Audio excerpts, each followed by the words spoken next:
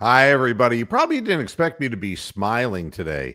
Kevin Stefanski sure as fuck isn't. Welcome to Moohead Radio. I'm your host, a big and furry bovine. And joining me so far on the panel is Tony the Calf. And we'll see if anyone else jumps in here. Or maybe people are just so sick and tired of the whole situation. Today's show will hopefully shed some more light on not only the Cleveland Browns, but the Cleveland Cavaliers, because both teams are the source of negative conversations in the Cleveland sports world. So my pleasure to explain as many things as I feel I'm capable of explaining. I always start out with Kevin Stefanski's post-game press conference, and I'm not going to spend very much time about this because I wanted to point out only one thing in the whole thing, and that's that people who use evasive language are not to be trusted, and they are overly secretive for a reason. And Kevin Stefanski is a guy who likes to kind of speak real in the same comments over and over again, or he uses language that might not be the most bold and direct language that he could use. He's always extremely cautious. This was the question that was put to him. If you watched the football game yesterday, which I'm assuming that you did, they, from the get-go, they weren't ready to play. I mean, quite honestly, compared to other weeks, it was far worse. And the lead into all of this has been the programs that I've been doing recently, where I'm convinced that Stefanski's gone, and the players are damn well sure too. They're not listening to him, not paying attention to him. Nobody's trying. Everybody's just trying to get through the season so they don't get Patrick Mahomes. And this is the way this is working out. He was asked a question about something that was peculiar. The entire beginning of the Browns' first offensive possession was bizarre to begin with. The defense held, but because the special teams gave up a big return, they had field position and pinned us back on the 1 yard line, in essence. Yep. And that's when, the Benny Hill music starts and you're just shaking your head. It's like, what now?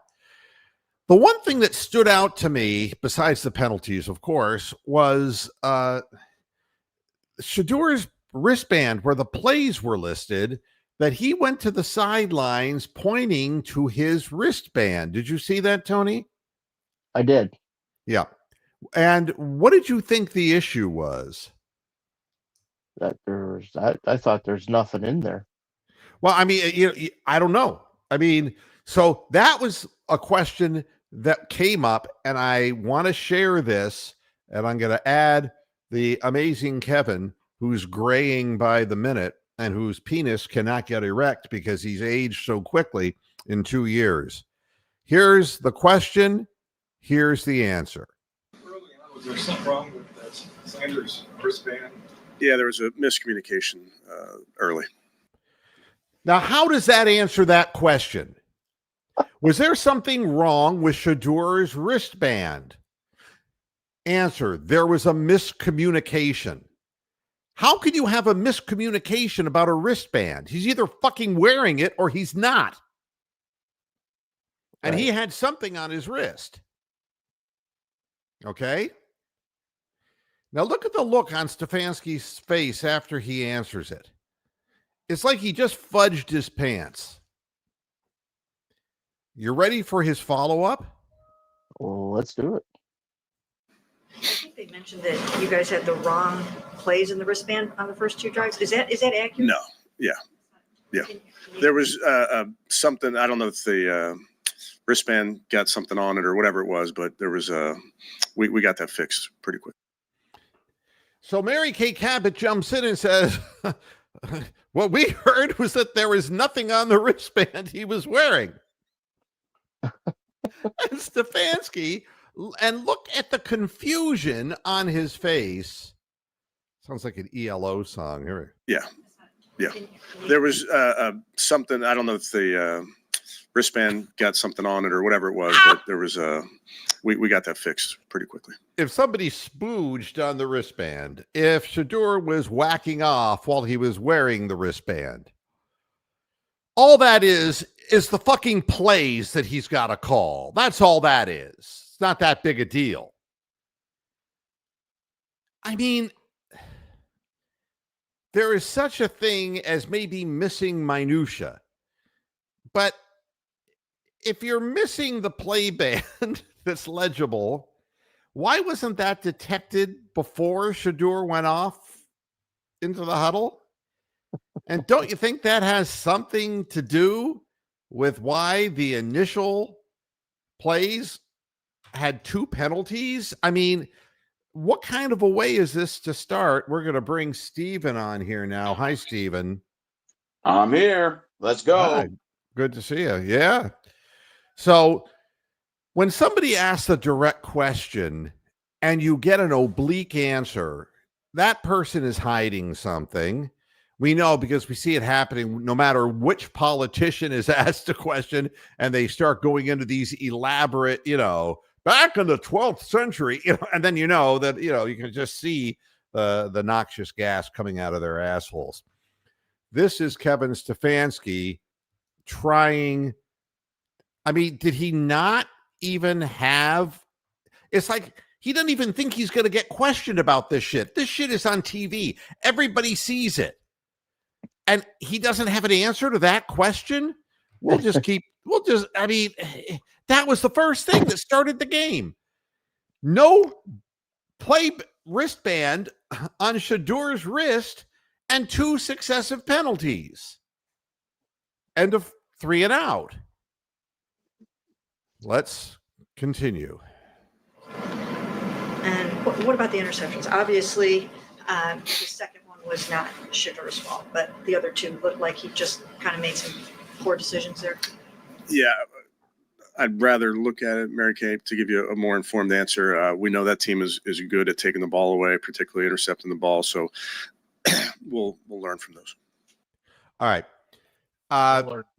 Mary Kay is going to go for it because she sees that Shedeur, we're going to find out right off the bat for Mary Kay Cabbagehead, if the tide is turned and if the guy she goes down on, Dylan Gabriel, is going to get another chance at quarterback. All right. Hey, Big Lurker, how you doing, man? And hi, Tom Hawley, and hi, Ron Leffman, and hi, everybody. Yeah. So the first thing she does is she focuses on Shedeur's mistakes. All right. Here's what I know. The one interception he threw, which was going to be a quick shot to Fannin, they've only run the play 1,472 times this year. And it's an alleged check down, but he's a primary receiver, and the defender knew it was coming. That's play design. That is a limited menu, and that is an ill-advised throw. And you put all those 3 things together, lousy play called over and over again. It's just like the jet sweep play. The teams have seen it on film already and on tape. They know what we're going to do before we do it. And the guy all he had to do was jump 1 step over and pick it off. And that is on Shedeur. Again, if he sees a guy in that situation and the guy knows it's coming, you got to see him in your peripheral vision and say, either I lead him the other way, but it can't, but it's a stop pattern. He's just going to stop and catch it. It's designed to get Kevin's favorite 5-yard passing play. So that's what that was. But he's not going to come out and say, I got to watch this now. I got to watch this. And I got to see what it means. We know that the other interception, the third interception, was again, there were 3 interceptions. Jerry Jeudy handed the ball to a defensive back on the one, and the other one was another throw to Fannin, squeezed down the sideline. We've seen that play used a couple of times, and if we see it coming, we know our opponents see it coming as well. And that, again, is on Shedeur. If a guy's that heavily covered and his momentum is taking him in the other direction, it's going to be very difficult for him to put on the brakes and even try to break that interception up.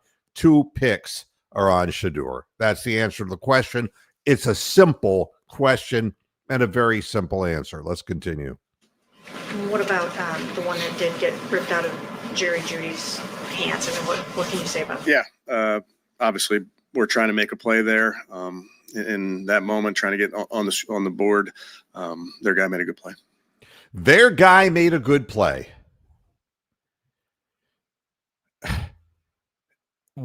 I don't understand the whole Jerry Jeudy thing, to be very honest with you. I just don't understand it. He's a downer. He's a contentious person on the sideline. He is this season the 3rd. I misspoke and said he drops the most passes. That was last year. He's 3rd in drop passes this year. So, I mean, of all the receivers playing all over the league, this guy is consistently top 5 dropping passes. Why won't the coach put him under some heat? Why do they keep starting him and playing him? And he only saw the ball. That may have been the only time he saw the ball. Maybe one other time. And that's what he does. How does a quarterback trust a guy? And it was funny. I was on the internet watching, and that play came up, and there was a guy on there who says, they all say, "Oh, I'm an expert at looking at film." It turns out the guy's a gambling diseased guy, and he gambles on games. And, what he said was, Jerry Jeudy should have caught the ball, but Shedeur should know that throw can't go to the back shoulder. It's like, do you know what kind of control that would have? The person would have. That pass was thrown where it had to be caught. He had it. He caught it with his body. If he'd caught it with his hands and brought it in and held it tight, it would never have gotten jarred loose. That's on Jerry Jeudy. Let's continue.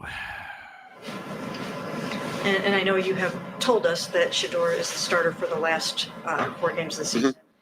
That still holds. Yes. Mary Kay, go finger yourself.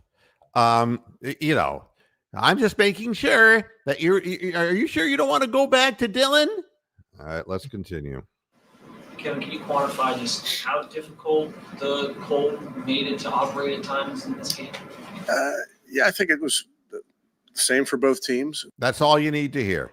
They had no trouble with the cold. The quarterback had no trouble throwing in the cold. The receivers had no trouble making fingertip catches in the cold. The fact of the matter is they're a much better team than the Cleveland Browns. They deserve to win. And if these teams played 30 times, they'd win 30 times. That's the answer. And the rest of, and it was only a 7-minute press conference, so I'm going to get him the fuck out of here because he's got nothing really to add to all of this. Yeah. So at 31-3, is there anything they can defend at that point? I mean, I'm surprised the press conference went as long as it did for 7 minutes. Well, I mean, it's the press wanting to ask questions. They know damn well this guy's fired. They know it. He knows it. I mean, every week he has a chance to do better, as he would say, and it keeps getting worse. Really bad decisions, a really bad roster, and resorting to the same kind of bizarre strategy over and over and over again. I think the players just gave up. They just stopped responding, like you mentioned in your previous show. Yes. And I think at this point is like, if you already know that you're about to jump off the ledge into a pile of horse manure, it's kind of like, well, why don't you just push me off already? Just push me off the ledge. Well, I mean, it's funny because I saw that Steve Wilkes, a guy who was associated with the Browns in the past, he got fired. Everybody gets fired who's former Browns guy. Freddie Kitchens got fired by Bill Belichick at North Carolina. I mean, uh, Cleveland is not known for hiring great coaches. I mean, somebody else gave Pat Shermer a chance and he then got gone. You know how it goes. This is, and Kevin Stefanski, he's a two-time coach of the year, and let me put it to you this way. My buddy Sam Ritigliano was coach of the year, right? And when they handed him a sack of shit named Paul McDonald, who couldn't throw the ball accurately downfield, he lost his job because of it. And because of the anti-drug policy and program, I should say, that he had, he was never hired by another NFL team ever again. He went to Liberty, and he made Liberty a damn good program for a biblical school. There are some good ball players that came out of Liberty during that run. So a good coach is a good coach. He prepares his players, and there is no reason except that the players are miffed. They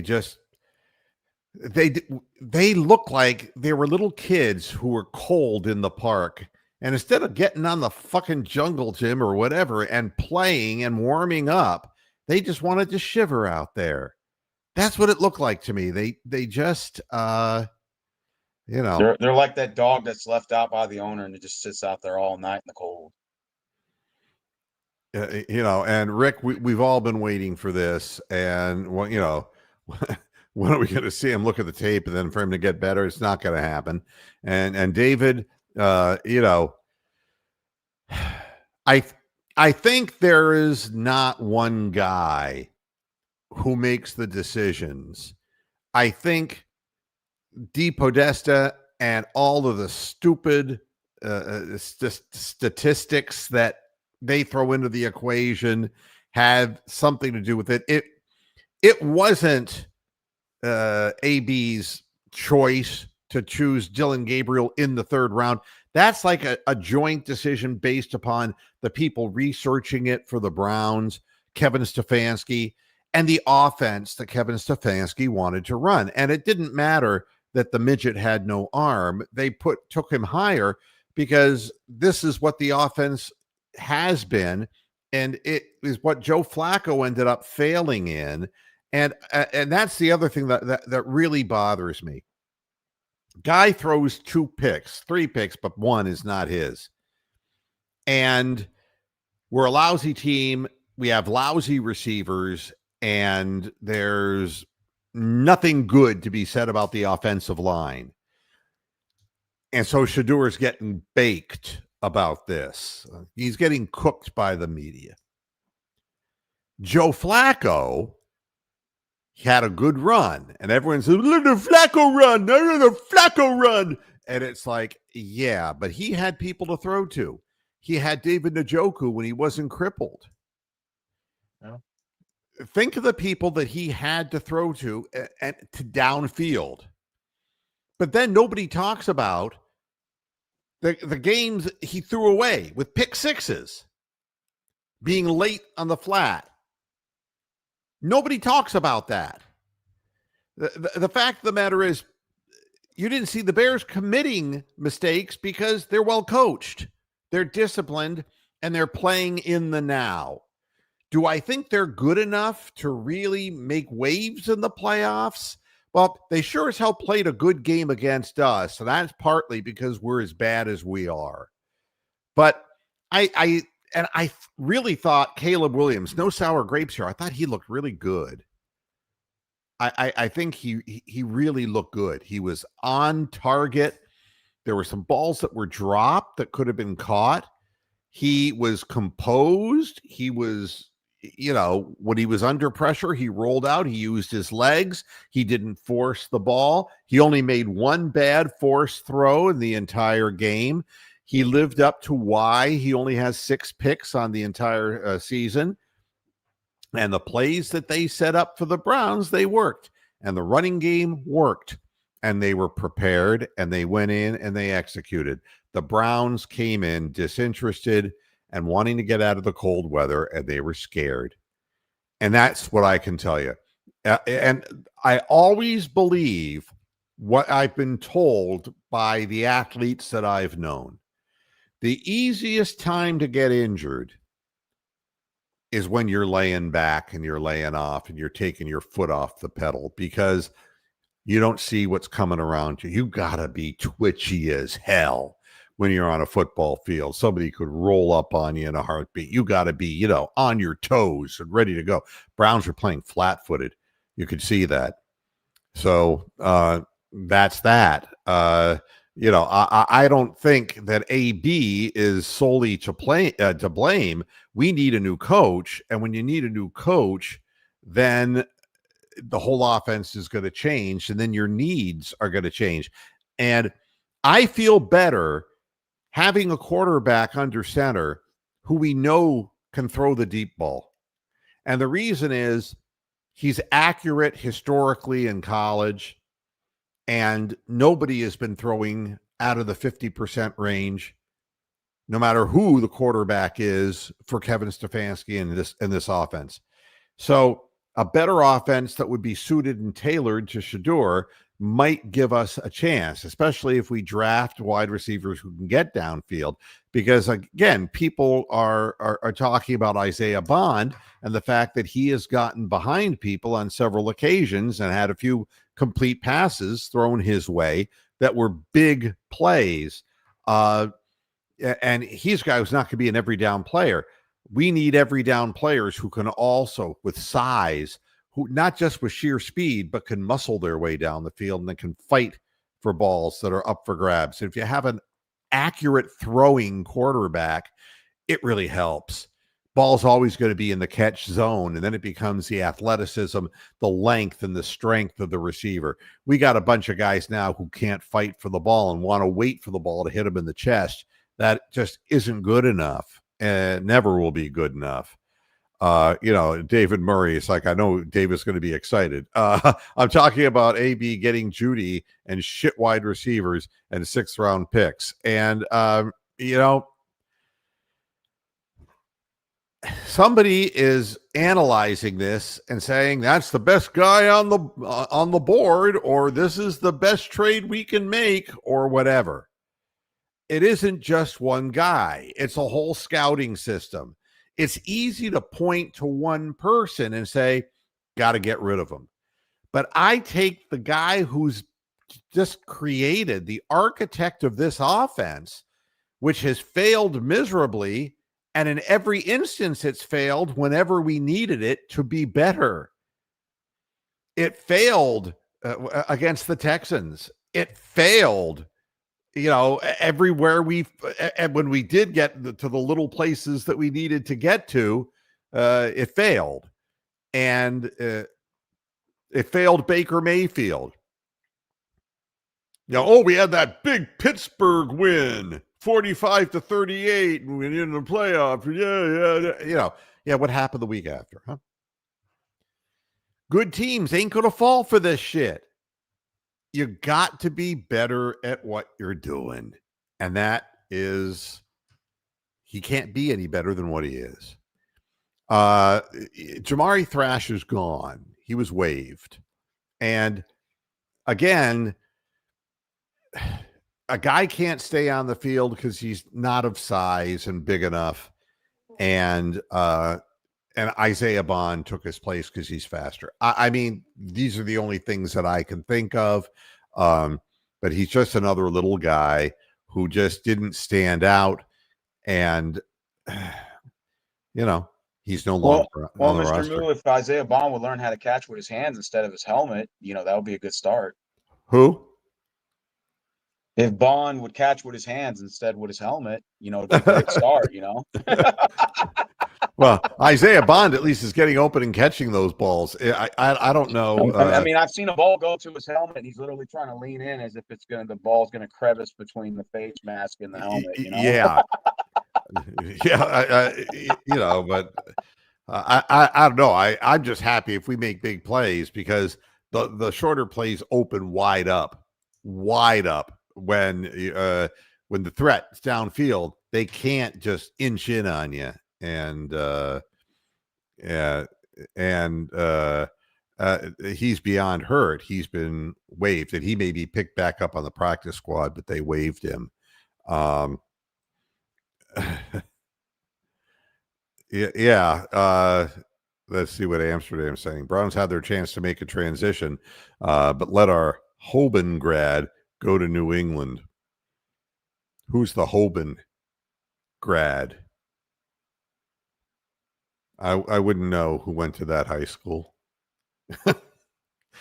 Boy.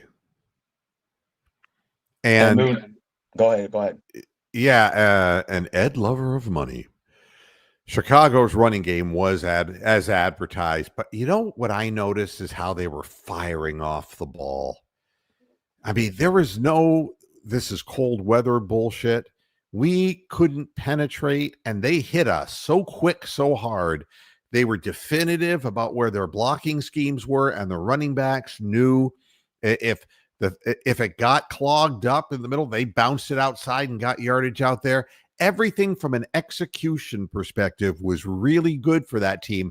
And that speaks volumes about the coaching, not just the head coach, but the position coaches as well. This whole Stefanski group who were brought in, they got to be let go. We got to bring it all in new. And if Jimmy Haslam, who we know is a liar, for God's sakes, but if when he said, well, 3-14 isn't going to cut it this year, okay? And here we are, he better follow through because I'm gonna find out his fucking personal number. I'm serious, and I'm gonna call him, and I'm gonna call him out. I'm just gonna say, why do you utter things that aren't true? Does this bullshit just spew out of your mouth automatically? It's like you're a billionaire. You could afford to tell the truth. Come on, get with it. Well, you know, Jimmy's not the sharpest tool in the shed. Well, obviously not. But still, I mean, it's oh God.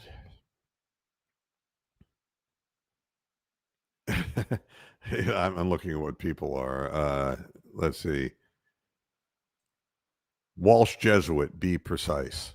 Yeah, whatever. I'm not going to get into a conversation about Akron area high school. So it's insignificant. Yeah, you can't have a running game without an offensive line. And, this has been proven over and over again. And people asked all the way back historically, Jim Brown retired promptly.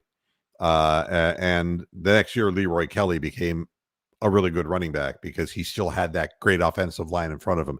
Now, Leroy Kelly would not be as great as Jim Brown, but he was a really substantial running back in his day.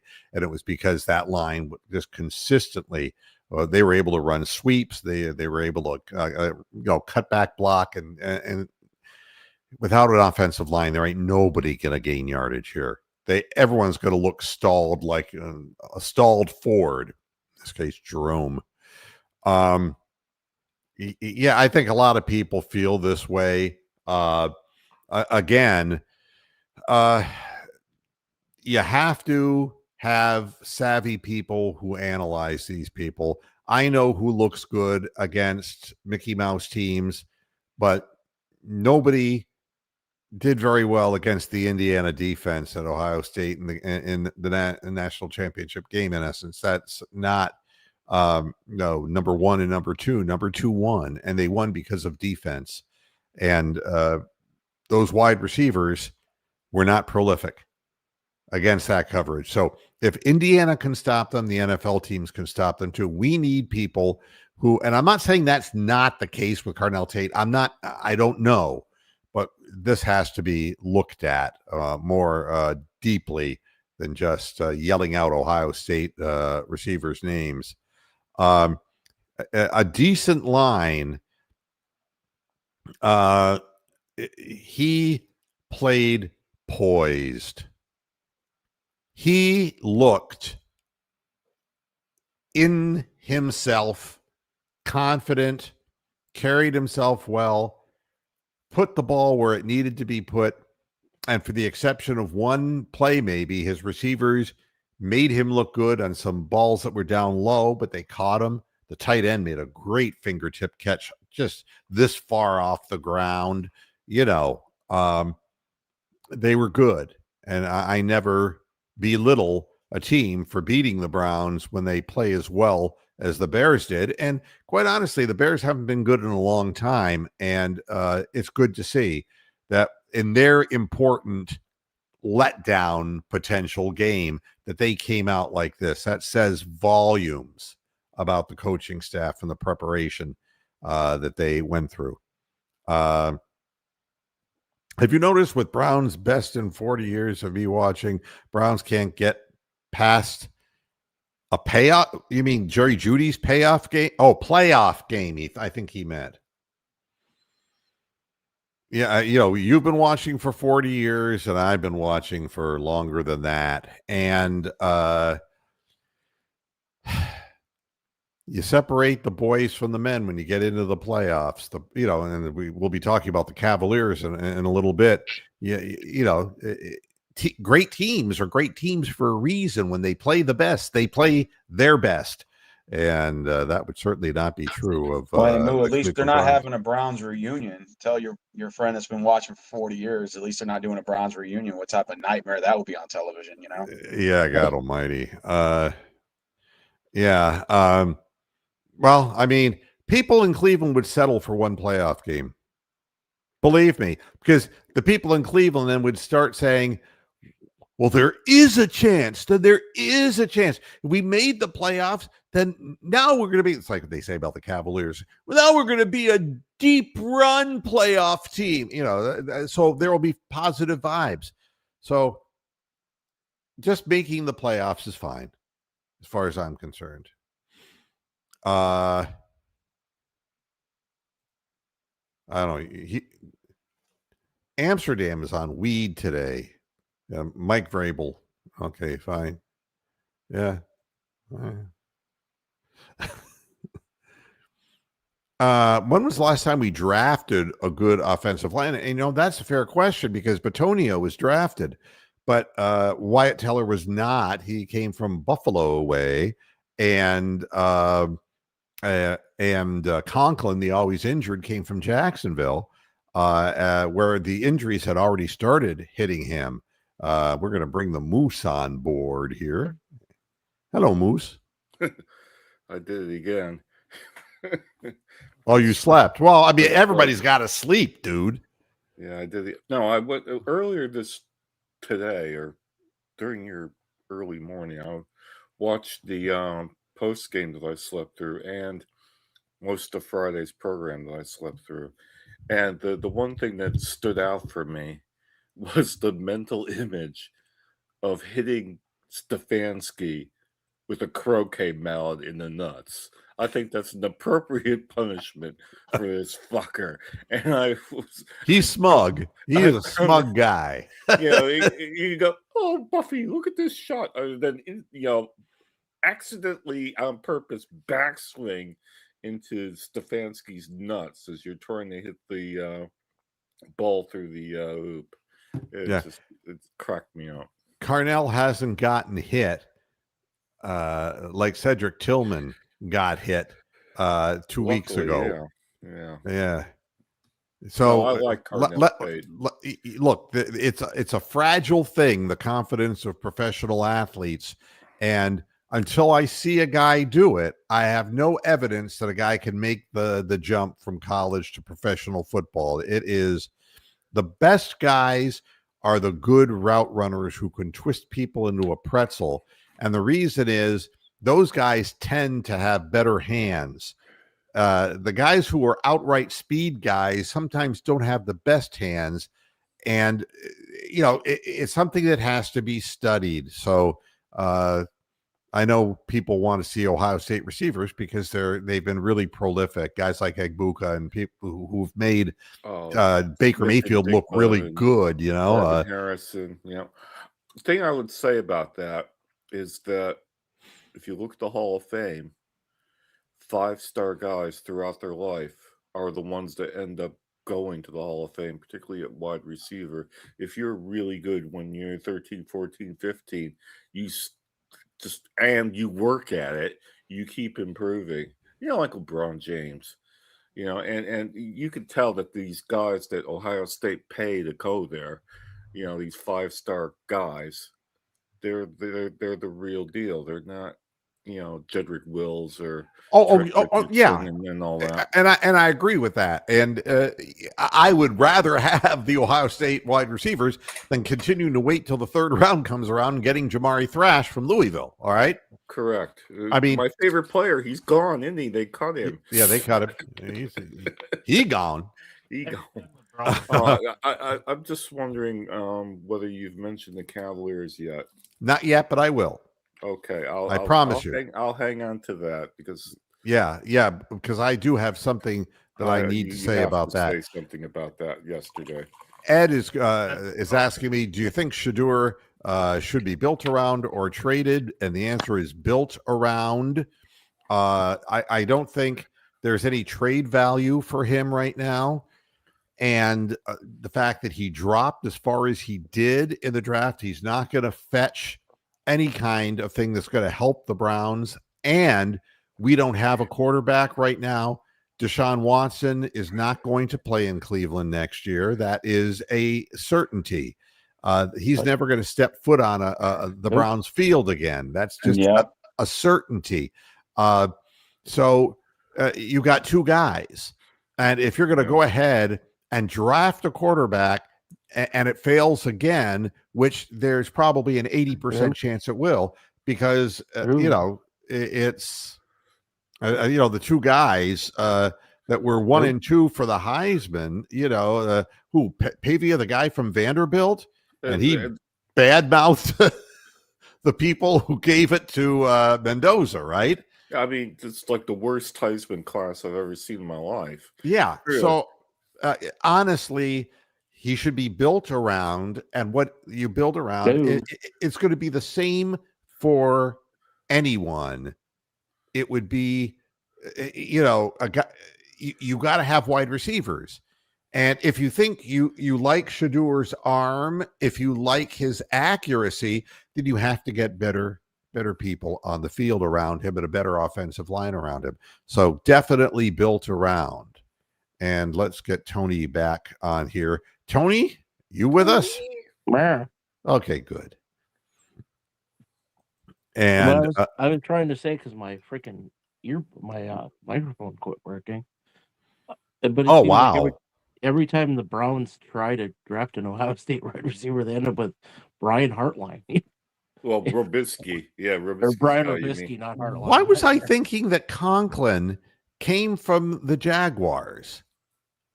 Oh, because they're easily confused. The Jaguars, Titans, and Panthers, they're all the same franchise, really, when you think about it. I mean... Well, Valtoria, thank you for correcting me. It's an easy mistake to make, I think. And yes, that's correct. We haven't drafted a viable offensive lineman in 5+ years. And again, we've tried, but they ended up being morbidly obese and Drew Forbes. I mean, we only hit half the time when we do that. Drew Forbes, Jed Wills. I mean, Jesus Christ. Yeah, I mean, and that throws you way back when you get a guy that you think's a mauler who's really going to be a future, not a project, but a guy who's going to come right in, and the guy ends up having no motivation whatsoever, and he's just a big piece of lard. And you wasted a high pick on a non-skilled position like that. Well, that's the other thing you said the other day was offensive linemen take years to mature. They're a bit like these pitchers that you don't know whether they're starters or relievers, and then finally they work their way up to the major leagues, and you find out what sort of pitcher they are. That seems to be what offensive linemen are. But yeah, I think there's like a 50-50 weight, rate on them. For every Joe Thomas, there's a Tony Mandarich out there. Well, yeah. They can't miss until he stops taking drugs. Then he can miss. That's all he wants. I think the fact that Shedeur is in the position that he's in, if there isn't the apple in the Garden of Eden that you have to pick, then you stay with the better of the two guys. And I think everybody knows that Shador is better than Dylan Gabriel. I don't see anybody. Oh, I don't see. who doesn't We're not know that debating by that, now? Moo. Yeah. But you see, the thing is, nobody stepped on Dylan Gabriel's dick while he was terrible when he played for 6 consecutive games, right?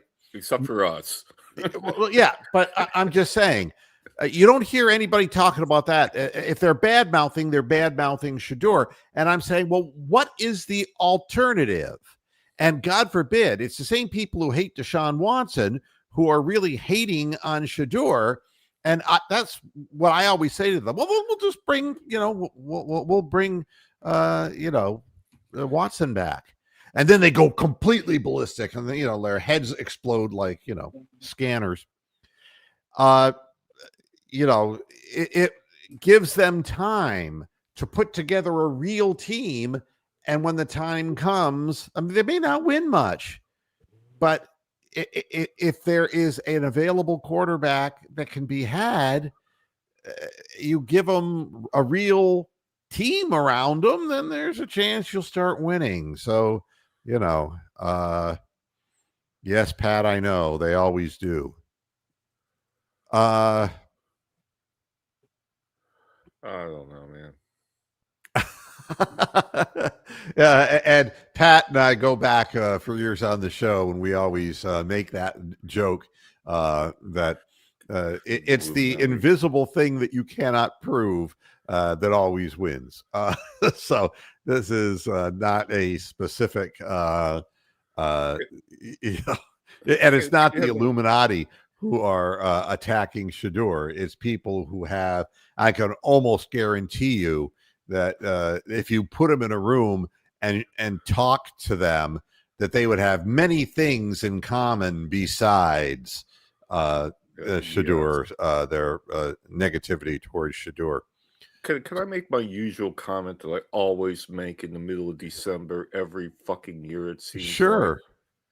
Like, is that yet again, this season is so fucking long that we're going to end up seeing everybody's practice squad play against everybody's practice squad with all those fucking injuries that happened over the weekend.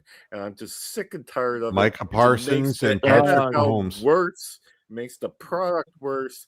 It makes the games worse. I mean, and it makes the it's a shambles. The fucking playoffs now. I mean, is there an even decent team out there?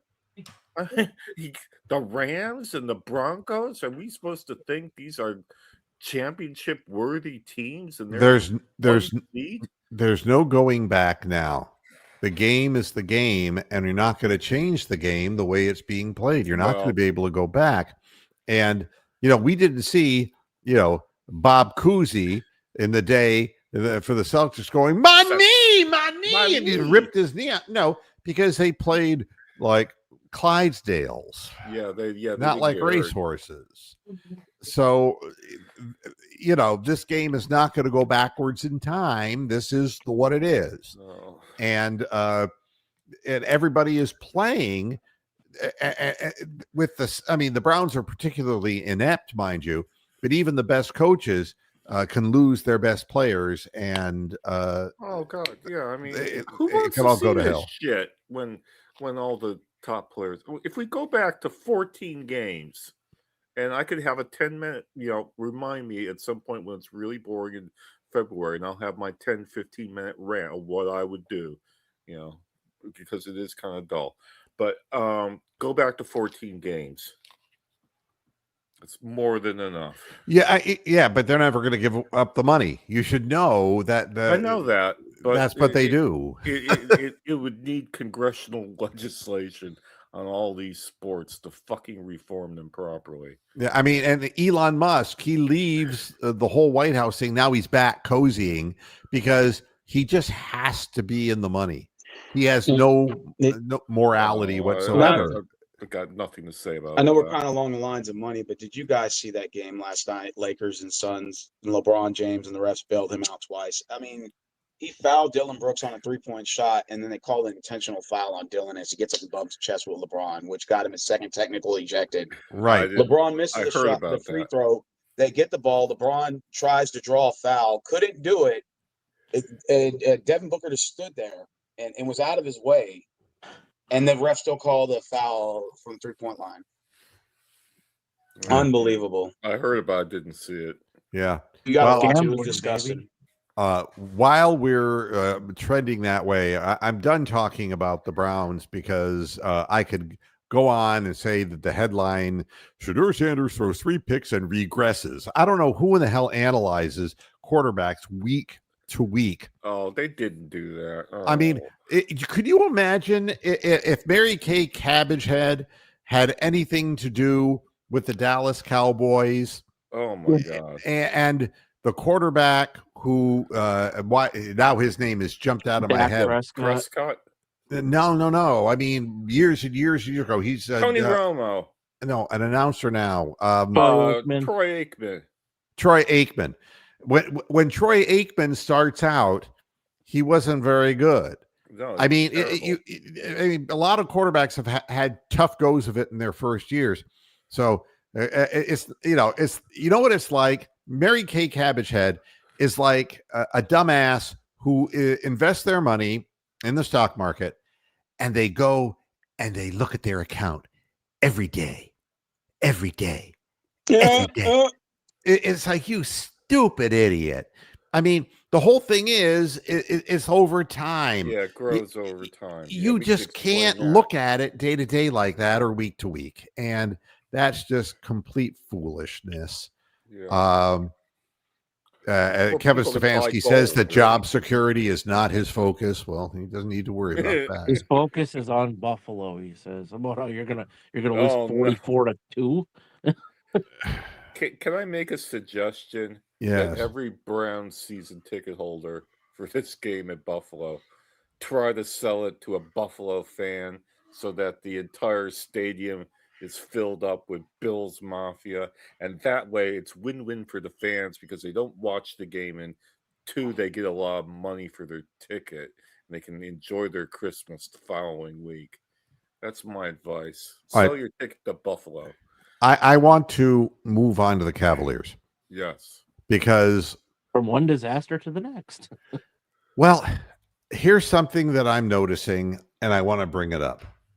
And I asked people who I think follow the team very closely online, and I'm not getting a clear answer. Here's, the last 2 games, and that's all I'm looking at right now, the last 2 games. CPJ came into the game 2 games ago and won the game for the Cavaliers. He came out with energy, made steals, scored some buckets, played some real defense, got offensive rebounds. He energized the team. All right. And they won. Came out after the game that it wasn't Kenny Atkinson's idea to put him in the game. It was Johnny Bryant, his assistant coach, who kept yelling at him saying, you got to put CPJ in the game. You got to put, and Kenny acknowledged that in the post game presser, that it was not, he said, that was not my idea. I wasn't going to do that. Johnny Bryant was in my ear telling me that I should do it. I did it. And that's what won the game for us. All right. And I thought, that's really an honest assessment. And, I don't mind a guy being honest about it. You can't be right 100% of the time. Correct. Then I watch yesterday's game. And they're playing like shit, like they've been playing lately. And they make their comeback like they do in the fourth quarter. And the next thing I know, hi, Topaz, how you doing? The Cavaliers are up and 107-104, I believe, or 104-101, something. And all they have to do, Jalen Tyson has hit 2 free throws. You got to substitute, right? Because you got to put your best defense in. there's no substitution. Darius Garland, with the plate in his shoe, remains on the floor for the final, 10 seconds of the game or whatever.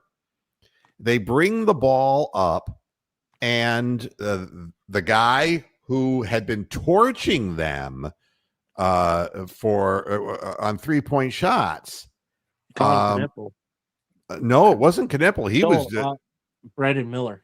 Yeah, Brandon Miller. Brandon Miller. Yep. He's 6'7", and he's not afraid to shoot a three.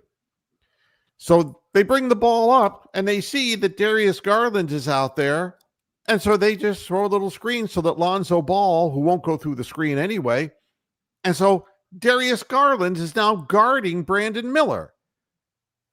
That's never going to work. And Brandon Miller starts to dribble, and he's like a foot away, and Garland falls back like he's trying to draw a charge, and Brandon Miller just steps back and hits the game-tying three. And I'm like, that can't be. The decision couldn't be that you would leave a guy who was hobbled on the court, and Darius keeps re-hurting the toe over and over. Yeah, and they're trying to sell us on the fact, well, that's the way this type of injury is. And it's like, fine. You keep saying that over and over. And he scored 26 points. He did the damage that he was going to do, both to himself and to his toe. There's 10 fucking seconds left in the game. You've just taken the lead. You're up by 3 points. You can foul them so that they will go to the free throw line, and they can only score 2 points and then take the ball inbounds yourself. Or you can make a defensive stand, which means you substitute after the second free throw goes in, and you bring in somebody who's a better defender. But no. Wow. Kenny sat on his hands again, and this time Johnny Bryant wasn't screaming at him. So... yeah, I missed that bit. I literally saw the very beginning of the overtime. And to my mind, how can you go 5 minutes of the worst, most headless chicken? I mean, I've seen more intelligent headless chickens than I've seen that Cavaliers game during that overtime. That I will never, ever forget it, because that 5 minutes was the only 5 minutes of that game that I saw. I did not see what caused the overtime. And I was just absolutely appalled. And for me to watch the game, it was, in between the overtime period and the end of the game. I watched it on the bookie site, and they had the Cavs at 3-10, and they had Charlotte at something like 12-5 or something. So I said, fuck it. The Cavs are going to fuck this up. I put 2 measly pounds, which is like $3 on the game for Charlotte. And I was shocked that actually came through and won. And I'm thinking this team has serious problems. If they cannot. All right, I am trying to put something up here. And they could not run a coherent offensive set during that entire 5 minutes to score points, and obviously the other team's going to get 2 or 3 baskets, because that's what you do when you play a normal type of basketball. This team now a sub 500 team. That's online. Absolutely. They are sub 500. They will not make the play-in playing like this. But there's a reason why. And again, I want to if you are not watching the Cavaliers, or if you did and you wondered how in the hell does this happen, this has happened 3 times in the last 2 weeks. Yeah, and yes, and I want to add this to the stage and look at not one. Just watch this, and you will not believe it. Here, it's just it's amazing. Ball taking it away from Johnson. Here's Lonzo. Ball taking it away from Johnson. Here's Lonzo. Now, you tell me, or the Bullets, or whatever they're called, the Wizards. in yesterday's game, he had A similar thing. the same thing, and he just trotted down the floor, and he was literally he wasn't running. It's careless and lazy, and you could not give that a good description at all. You know, it's horrible. Or the other possible thing is that he can't run that fast anymore. Yeah, that's all he can do. Too many goddamn surgeries on his leg. But whatever the case may be, the excuses that you see and hear in the press conference, Kenny Atkinson, that he was asked about DeAndre Hunter, who has been blowing the big buffalo. God, I mean, he has been shocking. his face, his body language, he's quit. He has checked out. His confidence is gone. Yeah, he needs a psychiatrist or something, the way he looks out in the court, man. I don't know what the deal is, but afterwards they asked him about it, and Kenny Atkinson said, we just haven't really been able to find the right place to fit him in with the pieces that we have. And what I'm going to say next is, if putting CPJ in the game gave them energy the last time, in this particular game, why did CPJ play only 4 minutes? Wow. And there is a helter-skelter kind of thing going on here. And I want Kenny Atkinson to succeed. But so do I. We saw Good Time Charlie, and now Good Time Charlie's got the blues. We saw the really great season where everything went right. And now all of a sudden, when we have injuries and it's patch quilt work and we have to put together a viable, group of substitutions, he's failing miserably. The coach is failing. Yeah. And it isn't that the players are as bad as they're playing.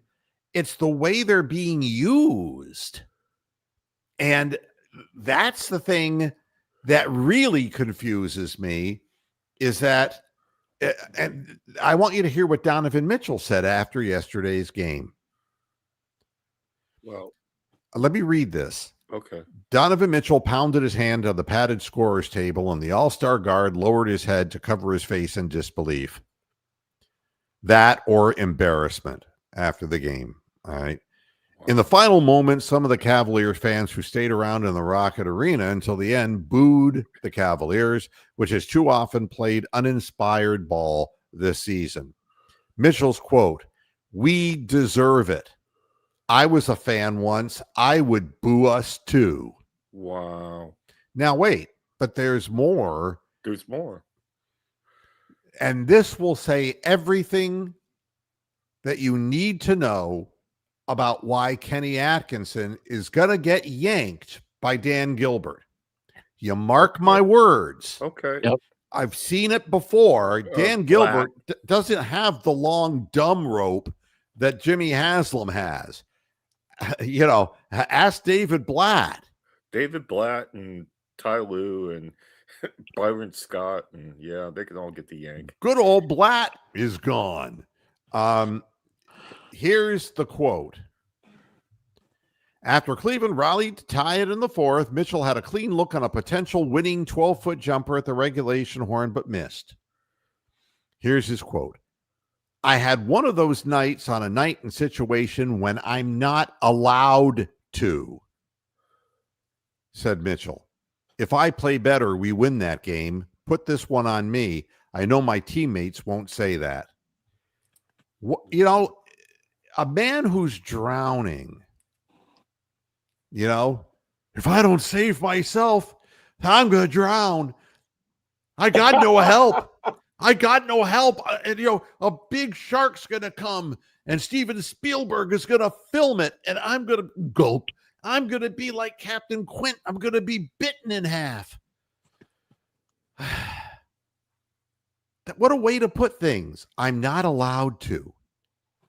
It's Yeah, like every night I have to score 40 plus points for this fucking team to win. Yeah, exactly. And he did. Yeah. He did. Because he was like, he's going to have these 1 for 11 or whatever he had. So At what point is old Spider gonna ask out? well, I mean, and this is the prelude to that happening. He's done everything he can do. Don't tell me there's nothing. There's more that he could do. I mean, the coach has to start playing the people. And let me be real clear about this.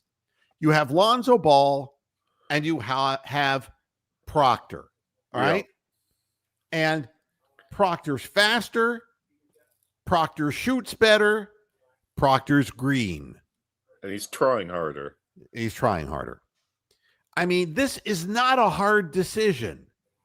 But this whole notion of, well, Lonzo has a contract that he has a guarantee next year. We want to hold on to him until the trade deadline and to get what value there's no value in Lonzo Ball. He's one of those guys with no legs who's on a scooter. For God's sakes, he's finished. He can't move. Damn, Moo, you can roast that. Wow. No, I mean, you're right. You're absolutely 100% here. He's a paraplegic. He's had so much surgery. He's not the same guy. He can't accelerate. He can't play good defense consistently. Can't move his feet. The same thing's true of Darius Garland. He's lost his hops, but there's no value for Darius Garland. I, on this program, warned the Cavaliers that Darius Garland was not serious about getting stronger in the offseason and that he is an injury waiting to happen, and it's happened every fucking year. Now he's got no value. You're not going to get anything for him. For people that have not seen this program, you've said this for at least 3 seasons in a row. At least. You got to be ahead of the game, because if you get behind the game, you end up over the second apron in your salaries in the NBA, and there's no way to come back, and you end up the Washington Wizards. That's what you end up as. And you can't play Lonzo Ball. It was a mistake. You can't compound the mistake by playing him. You've seen what he cannot do. He cannot shoot. He cannot run. He cannot play good defense. He can't do it. I mean, he's not the same guy that he was before the surgeries. Let it go. You might accept that with Larry Nance Jr., who has disappeared off the face of the earth, and when he did play, looked like he was held together by paper clips. Yeah. But at his age, 36, and he's played hard his whole career. God bless Larry Nance Jr. He's had a wonderful career. But Lonzo is, 28 years old? But he's done. He's cooked. Absolutely done.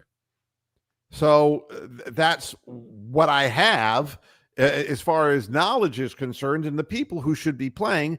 It's really kind of obvious. It was Kenny's idea to give the choice to DeAndre Hunter, who said, I want to start. And he's never been a starting player. And he couldn't adjust to the whole thing. And now that things have gone south, he's gone south.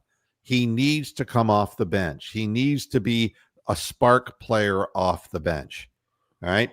Jalen Tyson, who isn't the world's greatest player, even though some of the lovers out there on the Cavs forums think he's the greatest thing since sliced bread. He is an overachiever, and he's worked hard, and he deserves playing time for sure. Yeah, he was terrible the first couple games of the season back in October, and has rapidly improved. And he wasn't all that good last year. No, last year he wasn't prepared or ready, most rooks are not.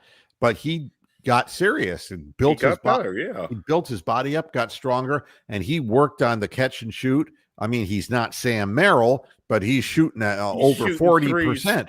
Pretty reliably. He's not having that game where he goes 1 for 11 and then has the game where he goes 5 for 7.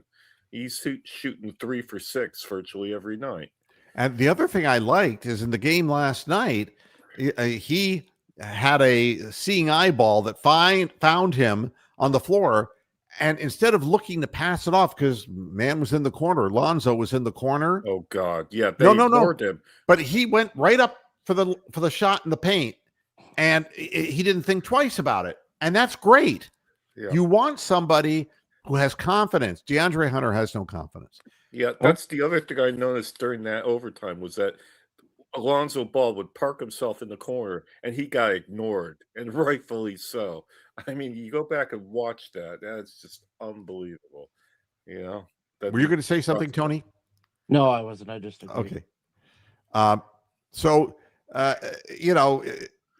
who else? I mean, unfortunately, Naquan Tomlin is real green, and you might be able to, he fouled out in like 7 minutes. Oh God, it was just unbelievable.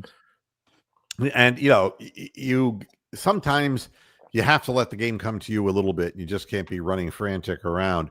And his three is unreliable, and he's a great second jump offensive rebounder, and he needs more work.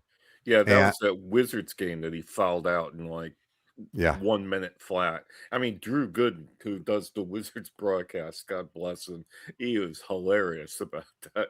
Oh, he was out of the game before he had a chance to break a sweat. And but who should be playing? CPJ and Proctor should be playing.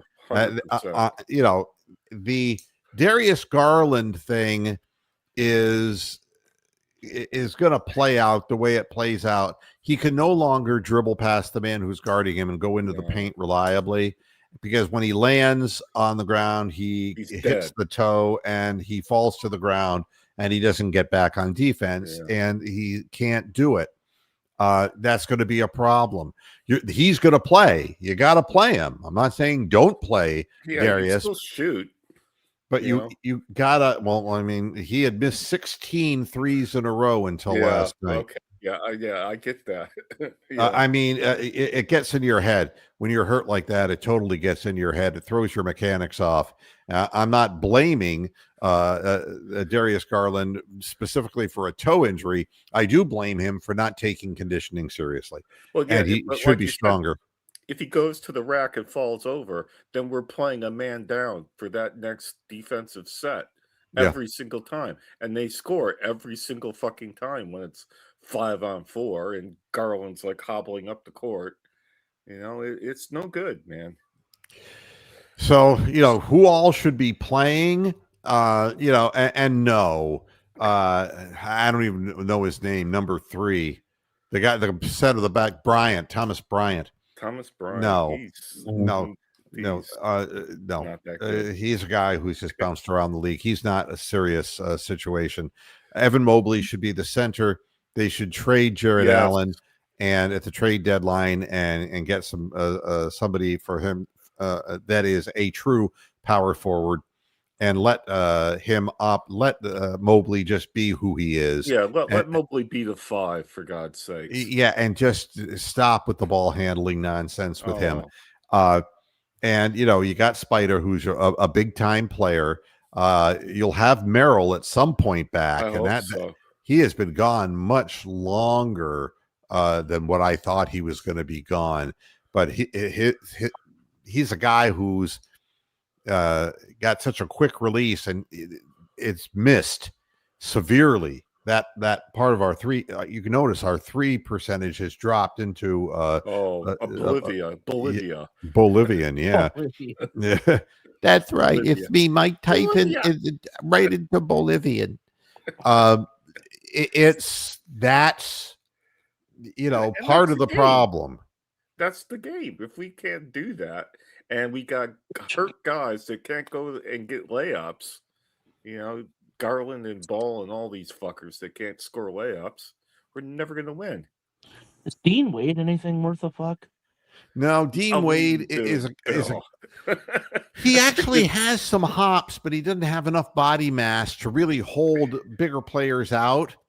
And he's kind of a combo guy, but he can make threes, and then he'll just go cold for 6 games in a row. He's 10 not minutes consistent. a game.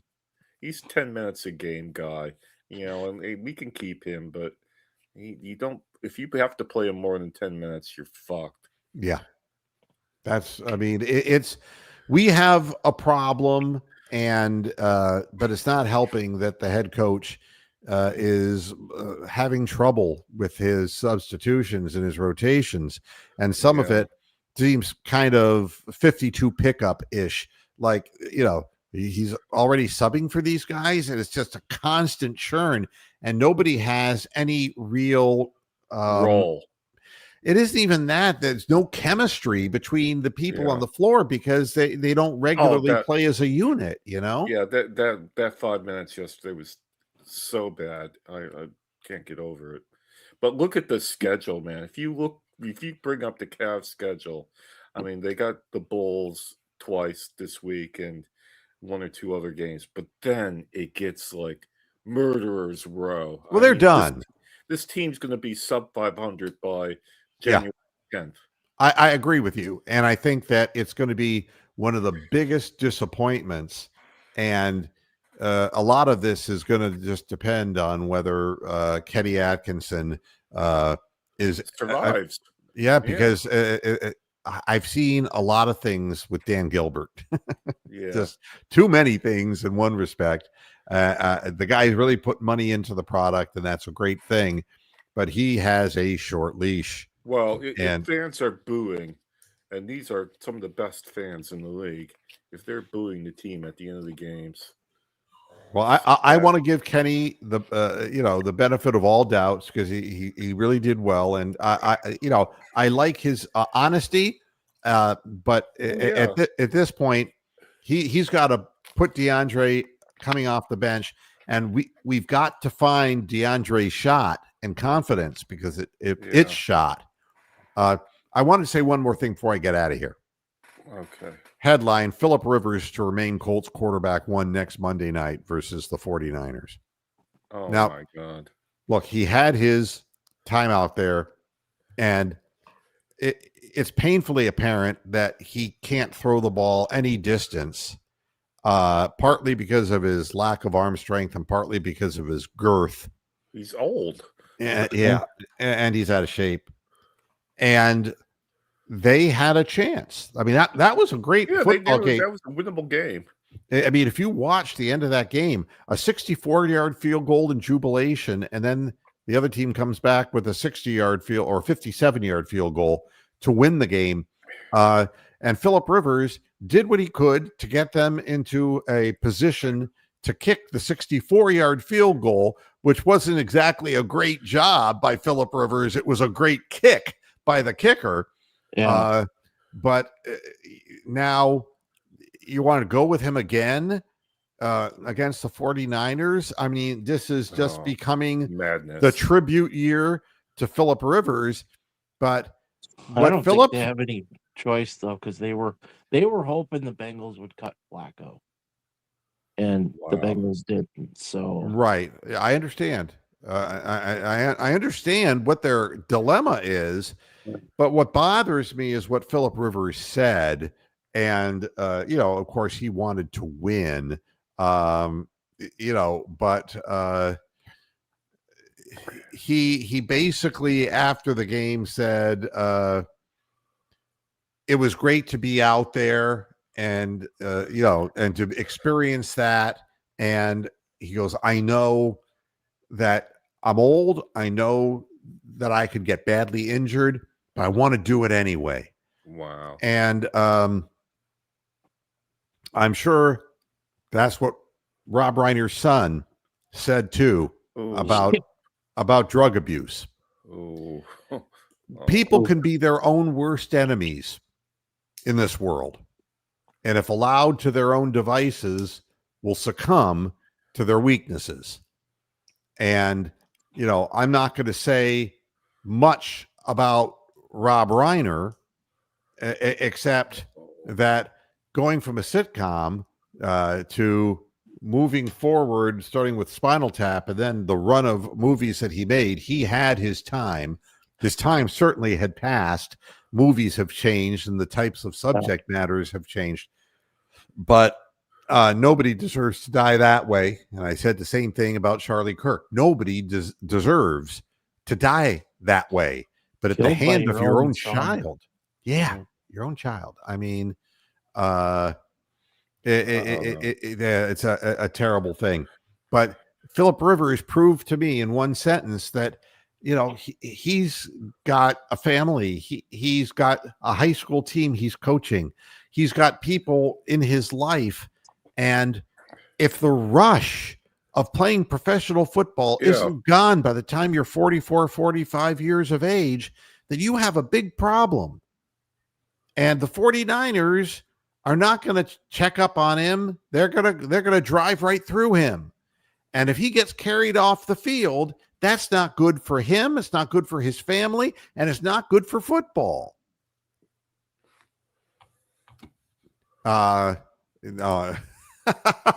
I love people who do this. No, I'm a moron. All right. Thank you.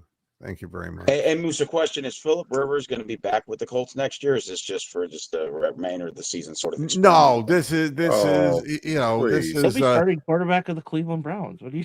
yeah, exactly. We're going to get him next year. Jimmy will be all, fuck yeah, he can do it. Yeah, and then Mark Sanchez will be the head coach. Yeah, you know, but it does concern me when I see something, and I don't want anything bad to happen to Philip Rivers, but Philip Rivers, in the end, it could be his own worst enemy here. He got through this game, and he damn near pulled it off. I remember the last tennis match that I ever played, a singles match in a tournament, and oh man, my knee was shot. It was before my knee replacement, and I was shot, and I had to go 3 sets with a guy who was from Utah.